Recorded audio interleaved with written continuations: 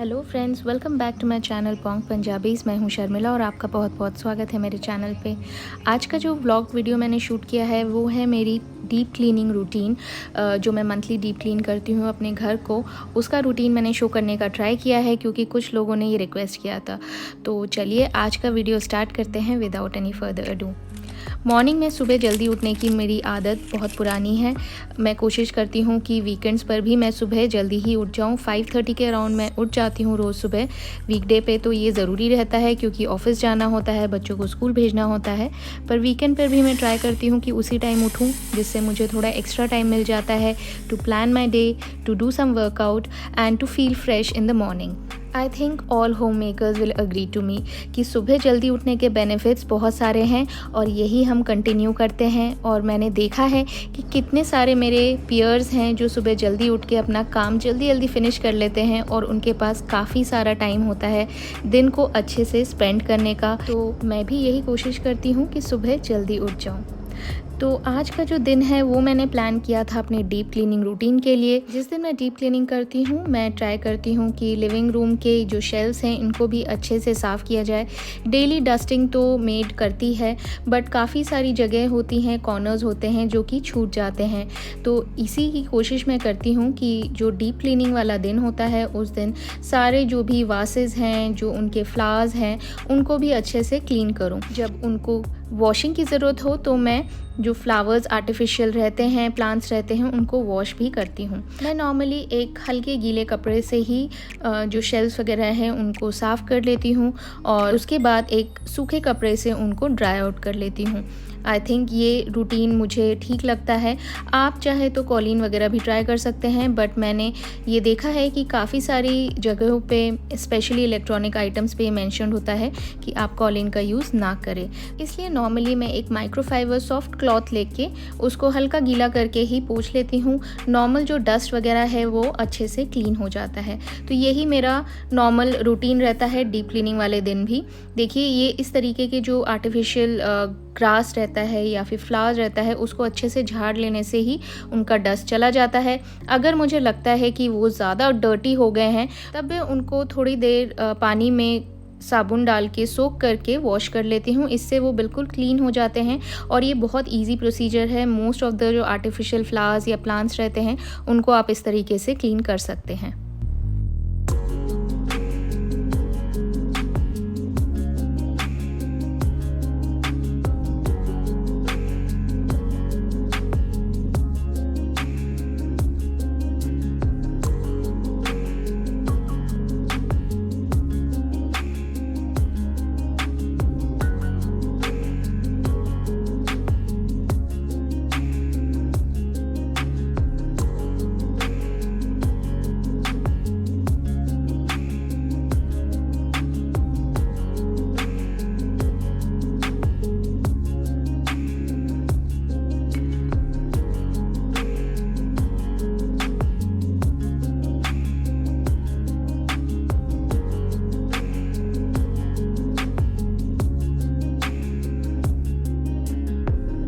अगर आपको अच्छे से क्लीन करना है अपने घर को तो एक वैक्यूम क्लीनर बहुत एसेंशियल हो जाता है।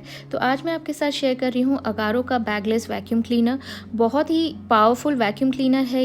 मुझे सबसे अच्छी बात ये लगती है कि ये कॉम्पैक्ट है, फिर भी ये 1600 वॉट की कैपेसिटी का है। साइक्लोनिक सक्शन है जिससे कि इसका जो सक्शन पावर है काफ़ी स्ट्रांग हो जाता है और वेरिएबल सक्शन आपको मिल जाता है। तो as per your use you can vary the suction. जो इसका डर्ट चेम्बर है वो बैगलेस है और 1.5 लीटर की कैपेसिटी का है। इसमें आपको बड़े बड़े व्हील्स मिल जाते हैं जिससे इसको मैन्यूवर करना बहुत ईजी हो जाता है। सामने एक फ्रंट स्विvel व्हील भी है जिससे इसको आप ईजिली रोटेट कर सकते हैं। तो देखिए, इस तरीके से इसमें ऑन ऑफ बटन रहता है। ये आपका सक्शन का नॉब है जिससे आप सक्शन को वेरी कर सकते हैं एज़ पर योर रिक्वायरमेंट, बढ़ा घटा सकते हैं ईजिली। और इसमें आपको मिलता है अराउंड 5 मीटर का कॉर्ड जो कि बहुत यूज़फुल रहता है जब आप वैक्यूम क्लीनर को यूज़ करते हैं। और बटन के यूज़ से आप इजीली उसको रिट्रैक्ट कर सकते हैं। मुझे तो ये वैक्यूम क्लीनर काफ़ी यूज़फुल लगा है। तो इसके साथ जो आपको अटैचमेंट मिलता है वो है ये फ्लो क्लीनर ब्रश। इसमें आप बटन के यूज़ से इसको फ्लो क्लीनिंग और कारपेट क्लीनिंग के लिए यूज़ कर सकते हैं। At the time of using you can use your foot also to press this button and convert it for cleaning the floor और क्लीनिंग योर कारपेट। तो that is again very useful. ये एक fine nozzle मिलता है जिससे आप कोनों में जा सकते हैं easily. Then you get this brush attachment. इससे आप जो फाइन क्लीनिंग है वो आराम से कर सकते हैं। It comes with the extendable rod जिसको आप इजीली एक्सटेंड कर सकते हैं to reach higher places like ceilings और सम फार ऑफ प्लेसेस। तो ये काफ़ी यूज़फुल है। आप इसको अपने अकॉर्डिंग वेरी भी कर सकते हैं इसके लेंथ को using this button which is again very useful. इसके साथ आपको मिलता है ये फ्लेक्सिबल होस जो कि आपके वैक्यूम क्लीनर में अटैच हो जाता है and makes the working very smooth and easy. काफ़ी अच्छे से अटैच हो जाता है। इसमें इस तरीके से स्लॉट रहता है जिससे आप अटैच कर सकते हैं। This is the 1.5 litre dirt collecting chamber which comes with HEPA filter which is again very useful। और एक बटन से आप इसका जो डर्ट चेम्बर है उसको खोल के जो डर्ट है उसको रिलीज़ कर सकते हैं।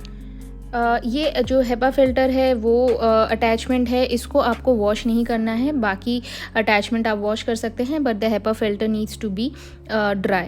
तो जो ये वैक्यूम क्लीनर है वो ड्राई क्लीनिंग के लिए काफ़ी यूज़फुल रहता है। And this time I am in my bedroom. Bedsheets change करने के टाइम मैं नॉर्मली जो एक लिंट क्लीनर है उससे अपने मैट्रेस को साफ़ कर लेती हूँ, but once in a while may be monthly मैं प्रेफर करती हूँ कि I clean it using a vacuum cleaner. So जो भी उसके अंदर एक्यूमुलेटेड डस्ट सब रहता है वो अच्छे से क्लीन हो जाता है। तो I am attaching this hose to the vacuum cleaner जो अच्छे से स्लॉट में अटैच हो जाता है and it becomes a very fixed attachment जिससे कि ये हिलता नहीं है and your cleaning becomes very easy. तो मैं ये कारपेट क्लीनिंग ब्रश ही यूज़ कर रही हूँ। इसको मैं कारपेट क्लीनिंग मोड में रख के I will clean the mattress. काफ़ी यूज़फुल रहता है, आप इस ब्रश को ईज़िली क्लीन कर सकते हैं। तो इट इज़ वेरी यूज़फुल। तो इस तरीके से मैं अपना जो मैट्रेस है उसको डीप क्लीन करती हूँ रेगुलरली सो दैट जो भी इसके अंदर डस्ट एक्यूमुलेटेड रहता है, बाल वगैरह रहते हैं, वो आसानी से निकल आता है। This is again very important to prevent allergies in kids. तो this you should do regularly at least once a month, ये प्रेफरेबली करना चाहिए।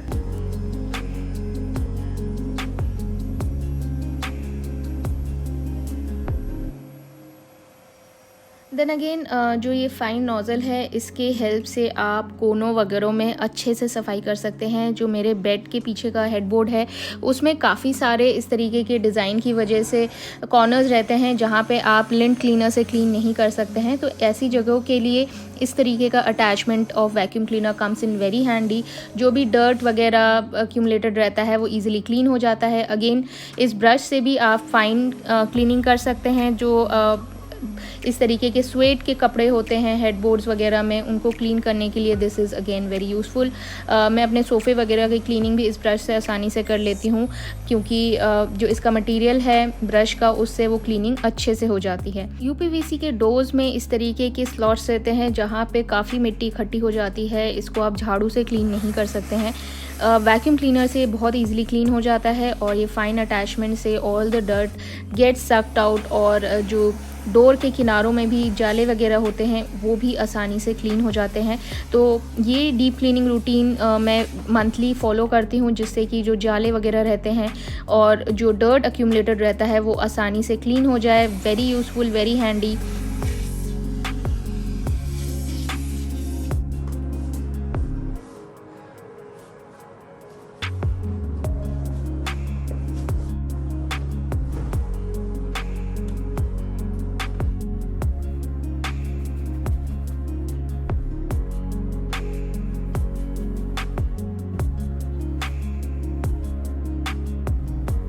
तो बस जो मेरा बेडरूम है वो काफ़ी क्लीन हो गया है। डीप क्लीनिंग करने के बाद एक बहुत अच्छी क्लीन फीलिंग आती है and I think you will all agree to that. इसके बाद मैंने स्टार्ट किया अपने लिविंग रूम का deep cleaning, starting with the carpet. तो ये कारपेट मैंने अराउंड 1.5-2 महीने से बिछाया हुआ था और बीच में मुझे टाइम नहीं मिला था इसको डीप क्लीन करने का। तो रेगुलरली कारपेट्स को आपको वैक्यूम करना चाहिए, क्योंकि कारपेट में काफ़ी सारा डर्ट वगैरह एक्यूमुलेट हो जाता है, गेट्स ट्रैप्ड। उसको क्लीन करना बहुत एसेंशियल रहता है, स्पेशली अगर आपके घर में छोटे बच्चे हैं तो दिस बिकम्स वेरी इंपॉर्टेंट।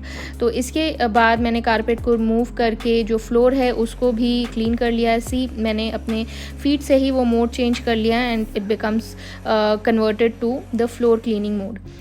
इससे आप जो फाइन डर्ट वगैरह है उसको आसानी से क्लीन कर सकते हैं and it is I find very useful. Cleaning करते करते कुछ मिसहैप्स हो ही जाते हैं, जैसे कि ये मेरा जो प्लांटर है वो गिर गया और उसमें थोड़ी मिट्टी वगैरह इकट्ठी थी जो कि उसके साथ नीचे गिर गई। And thank God I was using the vacuum cleaner, तो बहुत ही जल्दी ये जो डर्ट है उसको मैंने वैक्यूम कर लिया और कुछ पता ही नहीं चला कि वहाँ पे कभी कुछ मिट्टी वगैरह भी गिरी थी।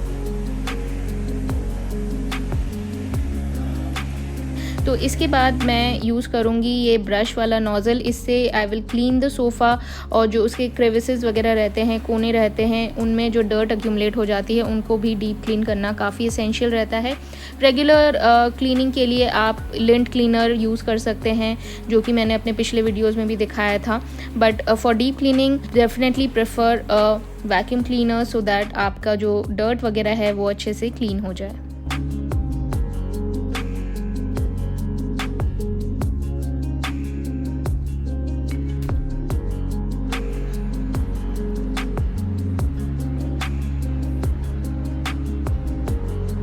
तो देखिए कुछ दिनों में इस तरीके के मकड़ी के जाले आई थिंक हर किसी के घर में बन ही जाते हैं और इनको क्लीन करना बहुत इरिटेटिंग लगता है, क्योंकि अगर आप ब्रश वगैरह से क्लीन करते हैं तो कई बार वो मकड़ी भी साथ में आपके ऊपर ही गिर जाती है। तो आई प्रेफर कि आप इसको वैक्यूम क्लीनर से क्लीन करें और जो भी इसमें जाले मकड़ी कुछ भी रहता है वो अच्छे से सक्शन से सक हो जाता है, और जो कई बार मकड़ी भाग जाती है और आपके ऊपर गिरने को हो जाती है उससे आप सेव हो जाते हैं।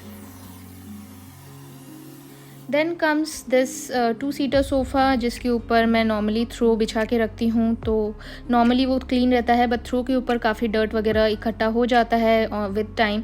तो उसको अच्छे से झाड़ के I will clean this sofa also. इसमें भी जो थोड़े बहुत डस्ट वगैरह रहता है वो सब अच्छे से क्लीन करके I will reset this sofa.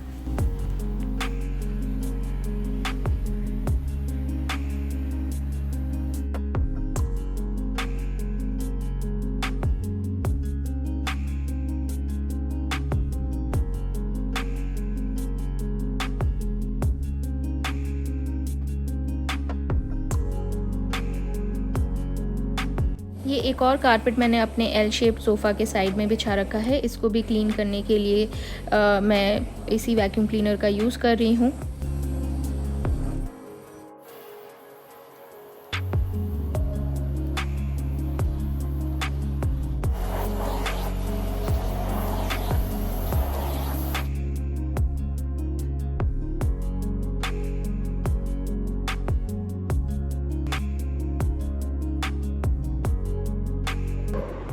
देखिए हालत क्लीनिंग करते करते यही हालत हो जाती है और बीच में पानी की बहुत ज़रूरत पड़ती है। और पीछे से जो आवाज़ आ रही है वो मेरे बेटे की है, काफ़ी एक्साइटेड घूम रहा है वो।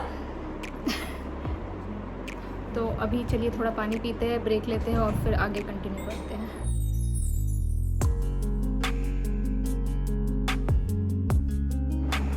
इसके बाद बारी आती है डाइनिंग टेबल के चेयर्स की। तो अभी जो मैंने ये डाइनिंग टेबल परचेज़ किया है इसमें सारे अपहोल्स्टर्ड चेयर्स हैं, तो उनको रेगुलर क्लीनिंग की काफ़ी ज़रूरत रहती है। तो इनको भी रेगुलर बेसिस पे वैक्यूमिंग करना इज़ इम्पॉर्टेंट, सो दैट जो भी डर्ट वगैरह है कोनों में जो फंस जाता है और झाड़ने पर नहीं निकलता है उनको आप इजीली इससे क्लीन आउट कर सकते हैं। सारी क्लीनिंग ख़त्म होने के बाद जो ये डर्ट चेम्बर है उसको आप इजीली रिमूव कर लीजिए और मैं इसको क्लीन आउट कर लूँगी। देखिए कितना सारा धूल निकला है। और ये इसका जो हेपा फिल्टर का चेम्बर है इसको भी आप खोल के क्लीन आउट कर सकते हैं। तो देखिए कितनी सारी मिट्टी है जो कि निकली है और ये सब आप देख सकते हैं फर्निशिंग्स वगैरह से ही निकली है। तो इतना ज़्यादा धूल मिट्टी इकट्ठा हो जाती है जिसको आपको रेगुलर क्लीनिंग करना चाहिए। इतनी सब क्लीनिंग करने के बाद कुछ अच्छा स्नैकिंग करने का मज़ा ज़रूर आता है। तो मैंने सोचा आपके साथ शेयर किया जाए। दही के शोलों की रेसिपी बहुत ही क्रिस्पी और यमी बनते हैं, चलिए देख लेते हैं। बहुत ही कम इंग्रेडिएंट्स चाहिए, आपके सामने लिस्ट ऑफ इंग्रेडिएंट्स हैं, इजीली बन जाता है और बच्चों और बड़ों सबको पसंद आता है। जो वेजीज हैं उनको फाइनली चॉप कर लीजिए। यहाँ पे मैंने यूज़ किया है 400 ग्राम दही, जिसको आप कपड़े में बांध के रख लीजिए and this becomes hung curd. Hung curd में हम ऐड करेंगे around 100 grams of grated paneer, इससे काफ़ी अच्छा क्रीमी टेक्सचर आ जाता है। इसके बाद इसमें ऐड करेंगे चॉप वेजिटेबल्स। मैंने यूज़ किया है अनियन, कैप्सिकम एंड ग्रेटेड गाजर। आप कुछ और वेजिटेबल्स, कॉर्न वगैरह भी इसमें ऐड कर सकते हैं, फ्लेवर बहुत अच्छा आता है। आप इसमें ग्रीन चिली भी ऐड कर सकते हैं, मैं नॉर्मली नहीं यूज़ करती हूँ क्योंकि बच्चे नहीं खाते हैं। अब इसमें मैं डालूँगी हरी धनिया, इससे भी अच्छा फ्लेवर आ जाता है। और ये सब डालने के बाद आपको इसको अच्छे से मिक्स कर लेना है। अब इसमें हम मसाले ऐड करेंगे। सबसे पहले आता है नमक, अराउंड 1 टीस्पून नमक इसमें मैंने डाला है, आप अपने स्वाद अनुसार डाल सकते हैं। इसके बाद मैंने इसमें कुछ किशमिश भी ऐड करी है क्योंकि बच्चों को काफ़ी अच्छा लगता है। इसमें मैंने ऐड किया है आधा चम्मच गरम मसाला पाउडर और 1/4 चम्मच लाल मिर्च पाउडर। इसमें आप लाल मिर्च की जगह काली मिर्च भी यूज़ कर सकते हैं। बस इसके बाद अच्छे से मिक्स कर लेना है। जो हमारी फिलिंग है वो रेडी है। अब हम एक स्लरी बनाएंगे। 2 चम्मच मैदे में पानी डाल के एक स्लरी हमें बना लेनी है। इसको हम यूज़ करेंगे दही के शोलों को बाइंड करने के लिए, उनको शेप देने के लिए। इसके बाद जो ब्रेड्स हैं उनके किनारे हम काट लेंगे। ध्यान रखिए कि इसमें फ्रेश ब्रेड ही यूज़ करिए, अदरवाइज़ जो ओल्ड ब्रेड हो जाता है, स्टील ब्रेड, वो ब्रिटल हो जाता है और टूटने लगता है। तो ब्रेड को हम थोड़ा सा बेल लेंगे, इससे जो फिलिंग है उसको भरने में हमें आसानी रहेगी। ब्रेड को थोड़ा बेल लेने के बाद इसमें हम लगाएंगे थोड़ा पानी। ज़्यादा पानी में डुबोना नहीं है, बस थोड़ा थोड़ा दोनों तरफ इसमें पानी ऐड कर देना है। और पानी लगाने के बाद इसमें हम फिलिंग रख देंगे। सेंटर में आप अपने अनुसार थोड़ी सी इसमें filling, around 1 tablespoon of filling add कर लीजिए। और फिलिंग ऐड करने के बाद हम इसके कॉर्नर्स में जो हमने मैदे की स्लरी बनाई थी उसको लगा देंगे, जिससे कि इसको हम अच्छे से बाइंड कर सके, इसको अच्छे से शेप दे सके। अच्छे से चारों कॉर्नर पे ये जो मैदे की स्लरी है इसको लगाने के बाद हम ये दही के शोलों को शेप देंगे। तो जो शेप है वो उसका रहता है, नॉर्मली किनारे पॉइंटी रहते हैं और सेंटर में वो थोड़ा सा मोटा रहता है, तो उसी तरीके का हम शेप देंगे। Because we have use this slurry, तो इसको शेप देने में हमें आसानी रहेगी, अच्छे से ये बाइंड हो जाएगा और जो फिलिंग है वो फ्राई करने टाइम नहीं निकलेगा। ये देखिए इस तरीके से शेप आ गया है इसका। फ्राई करने के बाद हम इसको कट करेंगे, जिससे कि वो जो एक शेप होता है दही के शोलों का वो अच्छे से बरकरार रहे। तो ये देखिए हमें इसको बिल्कुल गरम तेल में फ्राई करना है on all sides till they become golden brown. अच्छे से फ्राई करना है क्रिस्पी होने तक। और ये हमारे जो दही के शोले हैं वो अच्छे से फ्राई हो गए हैं। बस इनको अब हम तेल से निकाल लेंगे। तेल से निकालने के बाद गर्मा गर्म इसको सर्व करिए। इनको सेंटर में से कट करके जो प्रॉपर शेप है वो आप दीजिए, तो आप के गेस्ट अब कहीं बता ही नहीं पाएंगे कि आपने इसको घर पे बनाया है। बहुत ही टेस्टी बनते हैं, ज़रूर ट्राई करिएगा अपनी फ्रेंड्स एंड फैमिली के साथ। देखिए बीच में से इस तरीके से मैंने इसको कट कर दिया और क्रिस्पी कितने बने हैं वो आप देख लीजिए। बहुत ही क्रिस्पी बनते हैं और खाने में उतने ही टेस्टी। ज़रूर ट्राई करिएगा और मुझे बताइएगा कैसा बना है। तो फ्रेंड्स आज का वीडियो मैं यहीं पे ख़त्म करती हूँ। I am leaving you with some shots of my recent trip to Goa. बहुत ही ब्यूटीफुल प्लेस है और मानसून में जो उसकी ब्यूटी है वो और भी निखर के आती है। तो फ्रेंड्स एंजॉय करिए ये क्लिप्स, और वीडियो अच्छी लगे तो लाइक प्रेस करना मत भूलिएगा। अभी तक सब्सक्राइब नहीं किया है तो please do subscribe to my channel for more such videos. मिलते हैं अपने नेक्स्ट वीडियो में। Till then take care, stay safe and stay happy. Bye bye.